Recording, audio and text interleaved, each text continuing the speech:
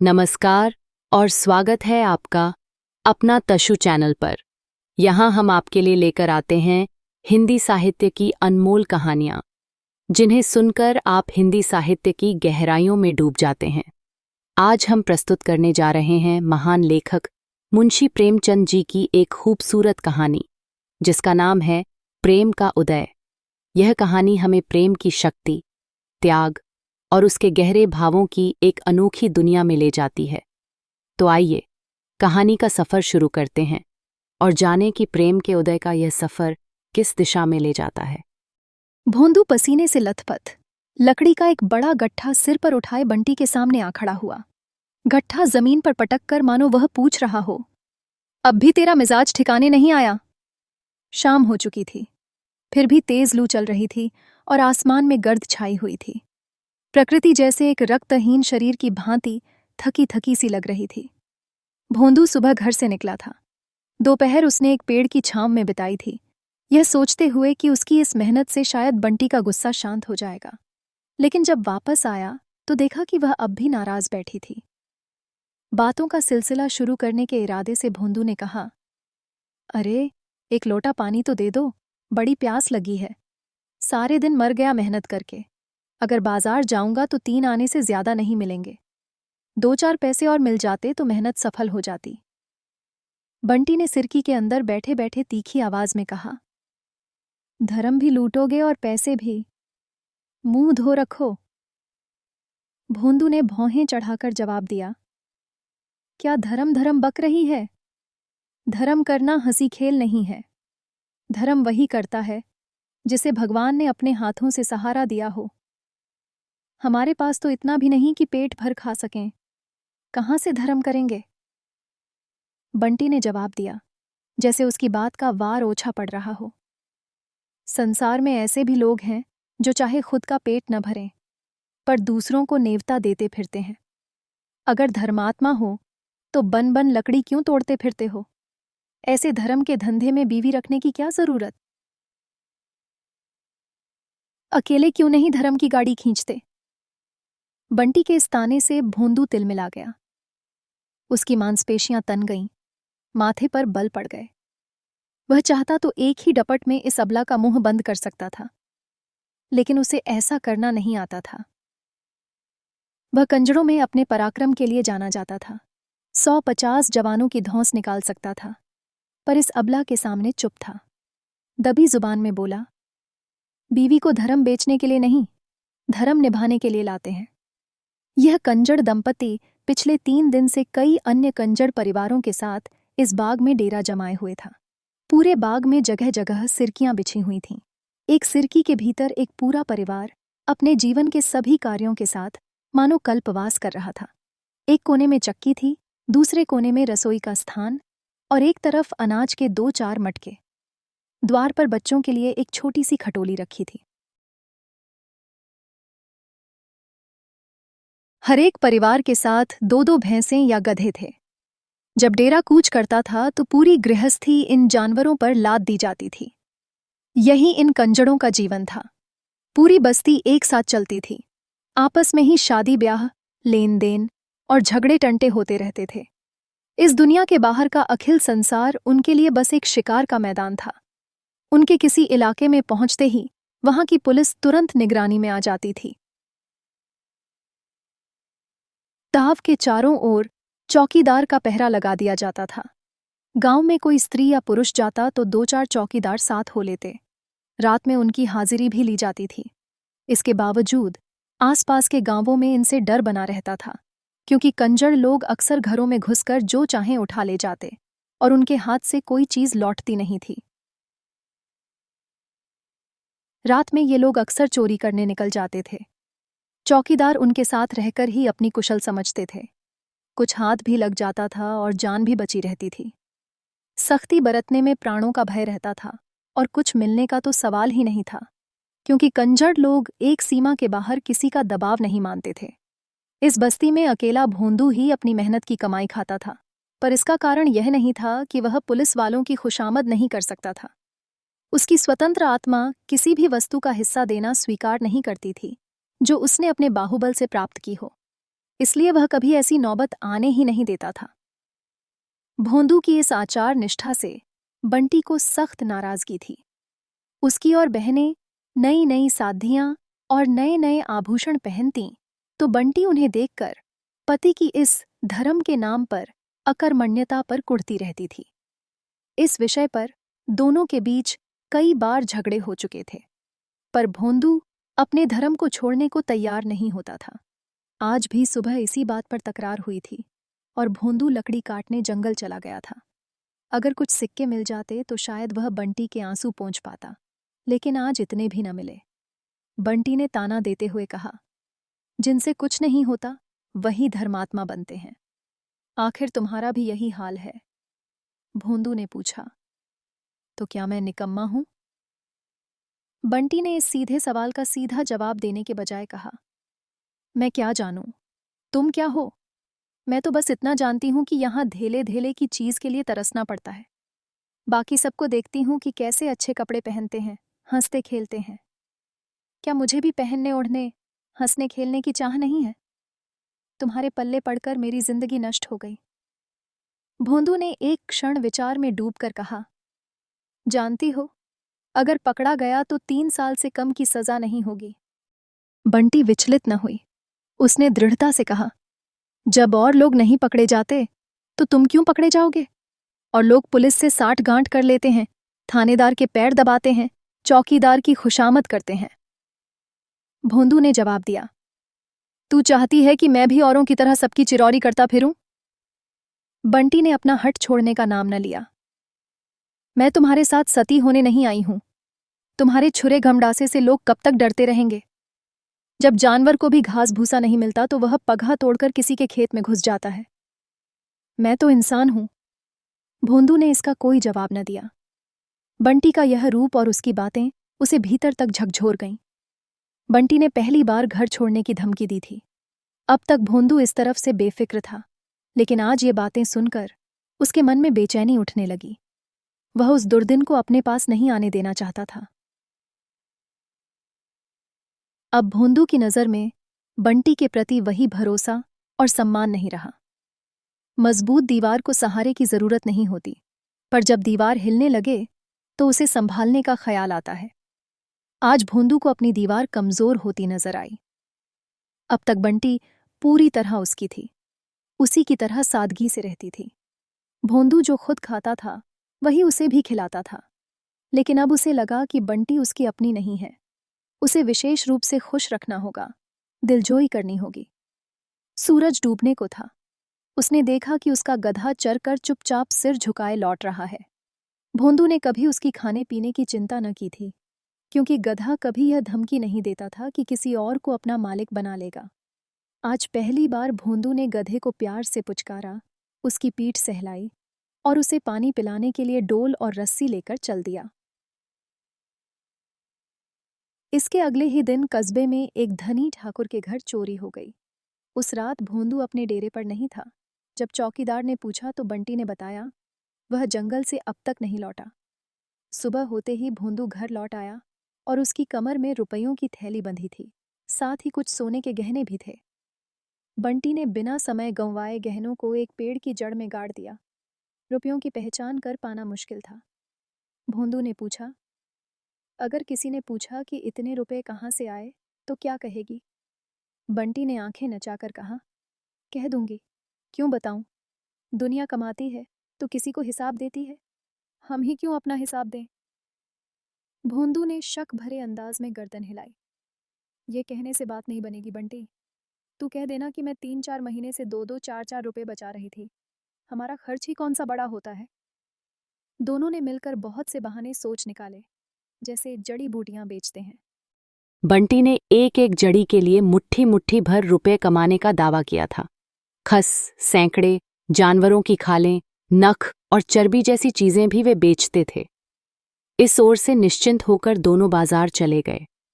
बंटी ने अपने लिए तरह तरह के कपड़े, चूड़ियां, टिकुलियां, बूंदे, सिंदूर, पान तमाकू, तेल और मिठाई खरीदी। फिर दोनों शराब की दुकान पर गए। वहां भरपूर शराब पी और फिर रात के लिए 2 बोतलें लेकर गाते बजाते घड़ी रात को डेरे पर लौटे। बंटी के पांव आज जमीन पर नहीं टिक रहे थे। आते ही सज धज कर पड़ोसियों के सामने अपनी शान दिखाने लगी। जब वह लौटकर अपने घर आई और खाना बनाने लगी तो पड़ोसियों में खुसुर फुसुर शुरू हो गई। किसी ने कहा, जरूर कहीं गहरा हाथ मारा है। दूसरे ने टिप्पणी की, बड़ा धर्मात्मा बना फिरता था। कोई और बोला, बगला भगत है। पड़ोसियों ने देखा, बंटी तो आज जैसे हवा में उड़ रही है। आज भोंदुआ की कितनी खातिर हो रही है, नहीं तो कभी एक लुटिया पानी देने भी न उठती थी। रात को भोंदू को देवी का ध्यान आया। आज तक उसने कभी देवी की वेदी पर बकरे का बलिदान नहीं किया था। पुलिस को खुश करने में तो अधिक खर्च होता था और कुछ आत्मसम्मान भी खोना पड़ता था, लेकिन देवी जी एक बकरे से ही प्रसन्न हो जाती थीं। उसे एक गलती का एहसास हुआ कि उसकी बिरादरी के लोग आमतौर पर सफलता के पहले ही बलिदान दे देते थे, लेकिन भोंदू ने यह जोखिम नहीं लिया था। उसकी व्यावसायिक बुद्धि कहती थी कि पहले माल हाथ में आ जाए तभी बलिदान का सोचा जाए। उसने इस काम को गोपनीय रखना भी चाहा, इसलिए किसी को कुछ बताया नहीं, यहां तक कि बंटी से भी नहीं। बंटी ने पूछा, अब खाने के समय कहाँ जा रहे हो? भोंदू ने जवाब दिया, अभी आता हूं। बंटी ने चिंता से कहा, मत जाओ, मुझे डर लगता है। भोंदू उसके इस स्नेह को देखकर मुस्कुराया, मुझे देर नहीं लगेगी, ये घंडासा अपने पास रख ले। उसने घंडासा निकालकर बंटी के पास रख दिया और निकल गया। अब समस्या थी बकरे की। रात के समय बकरा कहाँ से लाता? उसने इस समस्या को एक नए तरीके से हल करने का निश्चय किया। पास की बस्ती में एक गडरिये के पास कई बकरे थे। उसने सोचा, वहीं से एक बकरा उठा लाए। देवी को तो केवल बलिदान चाहिए, उन्हें इस बात से क्या फर्क पड़ता है कि बकरा कहाँ से आया और कैसे। बंटी ने भोंदू की ओर एक क्षण को देखा और फिर अपनी कठोरता को बनाए रखते हुए थानेदार की ओर मुड़कर बोली, यह क्या जुल्म ढा रखा है? सारे गांव में कोई काम करे न करे, तुम हम ही पर हाथ डालते हो। हिम्मत हो तो उन अमीरों पर हाथ डालो जो चोरी डकैती करके भी सच संवर कर बैठे रहते हैं। हम तो बस अपना पेट पालने के लिए थोड़ा बहुत इधर उधर कर लेते हैं। थानेदार उसकी बात सुनकर थोड़ा खींच गया, पर उसके आत्मविश्वास और हेकड़ी से सभी प्रभावित थे। थाने में बैठे सिपाही और अफसरों की नजरों में बंटी की निर्भीकता ने एक नई छवि बना दी थी। भोंदू को उसकी इस बेबाकी पर आश्चर्य हो रहा था, पर वह बंटी को कुछ कहने की स्थिति में नहीं था। उसके हाथ बंधे हुए थे और दर्द के मारे उसकी देह थरथरा रही थी। एक अफसर ने बंटी से कठोर स्वर में कहा, तुम समझती हो कि इस तरह के बोलों से हम पर असर पड़ेगा? तुम्हारे पति को रंगे हाथों पकड़ा गया है, उसके पास से चोरी का सामान मिला है, अब कोई चालाकी नहीं चलेगी। सच सच बता दो, चोरी का सामान कहाँ रखा है? बंटी ने बेहिचक जवाब दिया, साहब, हम कौन सा राजा रानी हैं जो हमारे पास कोई खजाना होगा? जो मिला वही था, उससे ज्यादा कोई चीज हमारे पास नहीं है। अगर है तो ढूंढ लो, हमें कोई डर नहीं है। थानेदार ने देखा कि बंटी इतनी दृढ़ता से अपनी बात पर कायम है। उसके इस निर्भीक रवैये ने उसे प्रभावित किया, पर उसने अपनी कठोरता बनाए रखते हुए उसे समझाने की कोशिश की। देखो, अपनी और अपने पति की भलाई चाहती हो तो सीधे सीधे सच बता दो। झूठ का कोई फायदा नहीं, तुम दोनों की हालत ज्यादा बुरी हो जाएगी। बंटी ने सिर ऊंचा करके कहा, सच बोल रही हूं, हम मेहनत मजदूरी करने वाले लोग हैं, अपनी मेहनत से ही रोटी खाते हैं। हमसे झूठ न कहलवाइए साहब, जो करना हो कर लीजिए, हम डरने वालों में से नहीं। बंटी की इस बेखौफी ने अफसरों का मनोबल भी थोड़ा डगमगा दिया। भोंदू ने एक नजर बंटी पर डाली, जिसमें थोड़ी संतुष्टि और गर्व का भाव था। उसने महसूस किया कि बंटी उसकी इस मुश्किल घड़ी में पूरी तरह से उसके साथ खड़ी है, चाहे कितनी ही मुसीबतें आएं। थानेदार ने डांटते हुए कहा, जरा इसकी हिम्मत तो देखो, जैसे देवी बनकर आई हो। लेकिन इस गलतफहमी में मत रहना, यहां तुम लोगों की नस नस पहचानता हूं। इतने कोड्ढे लगाऊंगा कि चमड़ी उधेड़ दूंगा। सीधे सीधे कबूल करो और सारा माल लौटा दो, यही तुम्हारे लिए बेहतर होगा। भोंदू ने शांत स्वर में कहा, क्या कबूल करूं? जो देश को लूटते हैं उनसे तो कोई कुछ नहीं कहता, और जो अपनी मेहनत की रोटी खाते हैं उनका गला काटने को पुलिस तैयार रहती है। हमारे पास किसी को नजर भेंट देने के लिए पैसे नहीं हैं, थानेदार ने सख्त लहजे में कहा। हाँ हाँ, जो कुछ बाकी रह गया हो उसे भी निकाल दो। ज्यादा होशियारी न दिखाओ, लेकिन इन बैठकों से बच नहीं सकते। अगर कबूल न किया तो सीधे 3 साल की सजा पाओगे। मुझे क्या फर्क पड़ी ढेता है। अरे छोटे सिंह, जरा लाल मिर्च की धूनी तो लगा दो इसे। कोठरी बंद करके पसेरी भर मिर्च सुलगा दो, अभी सब कुछ उगल देगा। भोंदू ने ढीठता से कहा। दारोगा जी, चाहे बोटी काट डालो, लेकिन कुछ हाथ ना लगेगा। रात भर पिटवाया है आपने मुझे, एक एक हड्डी टूट चुकी है। कोई और होता तो कब का सिधार गया होता। क्या आप समझते हैं कि आदमी के लिए रुपए पैसे जान से ज्यादा प्यारे होते हैं? जान ही के लिए तो इंसान सब कुछ करता है। धूनी सुलगाकर भी देख लो। दारोगा को अब यकीन हो गया कि इस इरादे को झुकाना आसान नहीं है। भोंदू के चेहरे पर शहीदों की तरह आत्मसमर्पण झलक रहा था। उनके आदेश का पालन शुरू हो गया था। कांस्टेबलों ने भोंदू को एक कोठरी में बंद कर दिया। 2 सिपाही मिर्चें लाने दौड़ दे। लेकिन दारोगा की युद्ध नीति बदल चुकी थी। बंटी का दिल क्षोभ से भर गया। वह जानती थी कि चोरी कबूल करना कंजद जाति के लिए बेहद शर्मनाक होता है। लेकिन क्या ये सचमुच मिर्च की धूनी जलवाएंगे? क्या इनका दिल इतना कठोर हो सकता है? सालन बघाड़ते समय मिर्च कभी जल जाए तो छींकें और खांसी से जान सी निकलने लगती हैं। अगर नाक के पास धूनी सुलगाई जाएगी तो मानो प्राण ही निकल जाएंगे। बंटी ने जान पर खेलकर कहा, दारोगा जी, आप समझते होंगे कि इन गरीबों का कोई सहारा नहीं है, लेकिन मैं कह देती हूं, हाकिम से रत्ती रत्ती हाल बयान कर दूंगी। भला चाहते हो तो इसे छोड़ दो, नहीं तो अंजाम बुरा होगा। थानेदार ने मुस्कुराते हुए कहा, तुझे क्या, वह मर जाएगा, किसी और के साथ हो जाना। जो कुछ लाया होगा वह सब तेरे पास ही तो होगा। क्यों नहीं इकबाल करके उसे छुड़ा लेती? मैं वादा करता हूं, मुकदमा नहीं चलाऊंगा। सब माल लौटा दे। तुझी ने उसे प्रेरित किया होगा, गुलाबी साड़ी, पान और खुशबूदार तेल के लालच में फंसाया होगा। उसकी इतनी यातना हो रही है और तू यहां खड़ी देख रही है।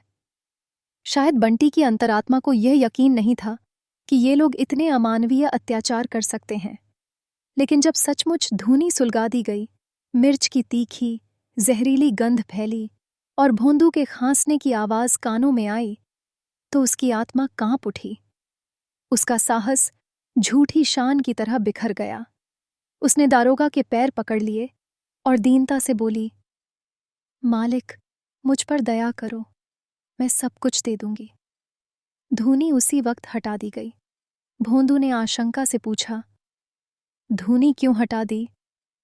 एक चौकीदार ने कहा, तेरी औरत ने इकबाल कर लिया है। भोंदू की नाक, आंख, मुंह से पानी बह रहा था। सिर चकरा रहा था और आवाज गले में फंसी हुई सी थी। पर वह वाक्य सुनते ही सचेत हो गया। उसकी मुट्ठियां कस गईं। वह गरज कर बोला, क्या कहा? क्या कहें? चोरी खुल गई। दारोगा जी माल बरामद करने गए हैं। पहले ही मान लेती तो क्यों इतनी तकलीफ होती? भोंदू ने गुस्से से कहा, वह झूठ बोलती है। माल बरामद हो चुका है। तुम अभी भी अपनी ही जिद पर अड़े हो। परंपरा की मर्यादा को अपने हाथों टूटते देख भोंदू का सिर शर्म से झुक गया। इस घोर अपमान के बाद अब उसे अपना जीवन दया, घृणा और तिरस्कार से भरा हुआ लगने लगा। वह समाज में अपमानित हो चुका था। सहसा बंटी आकर खड़ी हो गई और कुछ कहना चाहती थी, पर भोंदू की रौद्र मुद्रा देखकर उसकी जबान थम गई। बंटी को देखते ही भोंदू का आहत आत्मसम्मान किसी घायल सर्प की तरह फुफकारने लगा। उसने बंटी को अंगारों सी तपती आंखों से देखा। उन आंखों में हिंसा की आग जल रही थी। बंटी सिर से पांव तक कांप उठी और उल्टे पांव वहां से भाग खड़ी हुई। जैसे किसी देवता के अग्निबाण की तरह वे दोनों अंगारों सी आंखें उसके दिल में गहरे तक उतर गईं। थाने से निकलकर बंटी ने सोचा, अब कहाँ जाऊं? अगर भोंदू उसके साथ होता तो वह पड़ोसियों के तिरस्कार को सह लेती, लेकिन इस हालत में अपने घर जाना उसके लिए असंभव था। भोंदू की वे अंगारे सी आंखें उसके दिल में गहरे उतर गई थीं। फिर भी कल की सुख सुविधाओं का मोह उसे फिर से डेरे की ओर खींचने लगा। शराब की बोतल अब भी भरी हुई थी। फुलौड़ियां छींके पर हांडी में रखी थीं। वह तीव्र लालसा, जो मृत्यु को सामने देखकर भी जीवन की भोग्य वस्तुओं की ओर मन को खींचती है, उसे डेरे की ओर ले चली। दोपहर हो चुकी थी। जब वह पहाड़ पर पहुंची तो वहां सन्नाटा छाया हुआ था। अभी कुछ देर पहले जो जगह जीवन का क्रीड़ा स्थल थी, अब पूरी तरह निर्जन हो चुकी थी। बिरादरी के तिरस्कार का यह सबसे भयंकर रूप था। सभी ने उसे त्याग दिया था। केवल उसकी झोंपड़ी उस निर्जनता में खामोशी से खड़ी थी। बंटी ने उसके भीतर कदम रखे तो उसके मन की वही हालत हुई जो अकेले घर में घुसने पर किसी चोर की होती है। कौन कौन सी चीजें समेटे। उस कुटी में उसने रो रोकर 5 साल गुजारे थे, पर आज उसे उससे वही ममता हो रही थी जो किसी माँ को अपने भटके हुए पुत्र को देखकर होती है, जो बरसों बाद घर लौटा हो। हवा से कुछ चीजें इधर उधर बिखर गई थीं। उसने तुरंत उन्हें संभाल कर रखा। फुलौड़ियों की हांडी छींके पर रखी हुई ठंडी पड़ गई थी। शायद उस पर बिल्ली झपटी थी। उसने जल्दी से हांडी उतार कर देखी। फुलौड़ियां अछूती थीं। पान पर जो गीला कपड़ा लपेटा था वह सूख चुका था। उसने तुरंत कपड़े को तर कर दिया। उसे किसी के पैरों की आहट सुनाई दी और उसका दिल धक से रह गया। भोंदू आ रहा है। उसकी वे अंगारे सी आंखें। बंटी के रोंगटे खड़े हो गए। भोंदू के क्रोध का उसे 2-1 बार अनुभव हो चुका था, लेकिन उसने खुद को संभाला। क्यों मारेगा? कुछ कहेगा, कुछ पूछेगा, कुछ सवाल जवाब करेगा या बस घंडासा चला देगा? उसने सोचा, आखिर मैंने उसका क्या बिगाड़ा है? मैंने तो आफत से उसकी जान बचाई है। क्या मरजात जान से भी प्यारी होती है? भोंदू के लिए हो सकती है, उसके लिए नहीं। क्या इतनी सी बात पर वह उसकी जान ले लेगा? उसने सिरकी के दरवाजे से झांका। भोंदू नहीं था, सिर्फ उसका गधा चला आ रहा था। बंटी आज उस अभागे गधे को देखकर ऐसी खुश हुई मानो उसका भाई नहर से बतासों की पोटली लिए थका मांदा आ रहा हो। उसने जाकर गधे की गर्दन सहलाई और उसके थूथन को अपने मुंह से लगा लिया। वह उसे फूटी आंखों नहीं सुहाता था, पर आज उससे उसे कितनी आत्मीयता हो गई थी। भोंदू की वे दोनों अंगारे सी आंखें उसे घूर रही थीं। वह सिहर उठी। उसने फिर सोचा, क्या वह मुझे किसी तरह छोड़ेगा नहीं? वह रोती हुई उसके पैरों में गिर जाएगी, क्या तब भी नहीं छोड़ेगा? इन आंखों की वह कितनी सराहना किया करता था। इनमें आंसू बहते देखकर भी उसे दया नहीं आएगी। बंटी ने चुक्कड़ में शराब उंडेल कर पी ली और छींके से फुलौड़ियां उतार कर खाईं। जब उसे मरना ही है तो इच्छा क्यों अधूरी रहे? भोंदू की वे अंगारे सी आंखें उसके सामने चमक रही थीं। उसने दूसरा चुक्कड़ भरा और पी गई। जहरीला ठर्रा, जिसे दोपहर की गर्मी ने और भी घातक बना दिया था, देखते ही देखते उसके मस्तिष्क को खौलाने लगा। बोतल आधी हो गई थी। उसने सोचा, अगर भोंदू कहेगा कि तूने इतनी दारू क्यों पी, तो वह क्या जवाब देगी? कह देगी, हाँ पी है, क्यों ना पीती, इसी के लिए तो यह सब कुछ हुआ। वह एक बूंद भी नहीं छोड़ेगी। जो होना हो। भोंदू उसे मार नहीं सकता। वह इतना निर्दयी नहीं है, इतना कायर नहीं है। उसने फिर चुक्कड़ भरा और पी गई। 5 साल के वैवाहिक जीवन की पुरानी यादें उसकी आंखों के सामने आ गईं। सैकड़ों बार उनके बीच झगड़े हुए थे। आज बंटी को हर बार अपनी ही गलती महसूस हो रही थी। बेचारा भोंदू जो भी कमाता है उसी के हाथ में रख देता है। अपने लिए कभी एक पैसे की तंबाकू भी लेना हो तो पैसा उसी से मांगता है। भोर से सांझ तक बन फिरता है। जो काम उससे नहीं होता वह कैसे करे? अचानक एक कांस्टेबल आकर बोला, अरे बंटी, कहाँ हो? चल देख, भोंदू का बुरा हाल हो रहा है। अब तक तो चुपचाप बैठा था, पर न जाने क्या सूझा कि एक पत्थर पर सिर पटक लिया। खून बह रहा है। अगर हम लोग दौड़कर उसे पकड़ न लेते तो जान दे देता। 1 महीना बीत गया था। संध्या का समय था। काली काली घटाएं छाई हुई थीं और मूसलाधार बारिश हो रही थी। भोंदू की सिरकी अब भी निर्जन स्थान पर खड़ी थी। भोंदू खटोली पर पड़ा हुआ था। उसका चेहरा पीला पड़ गया था और शरीर जैसे सूख गया था। वह सहमी हुई आंखों से बारिश की ओर देखता है, उठकर बाहर देखना चाहता है, पर उठ नहीं पाता। तभी बंटी सिर पर घास का एक गट्ठर लिए पासे मती पानी में भीगती हुई आती दिखी। वही गुलाबी साड़ी थी, पर अब तार तार हो चुकी थी, पर उसके चेहरे पर प्रसन्नता थी। विषाद और ग्लानि की जगह उसकी आंखों में अनुराग टपक रहा था। उसकी चाल में वह चपलता और अंगों में वह सजीवता थी जो मन की शांति का संकेत है।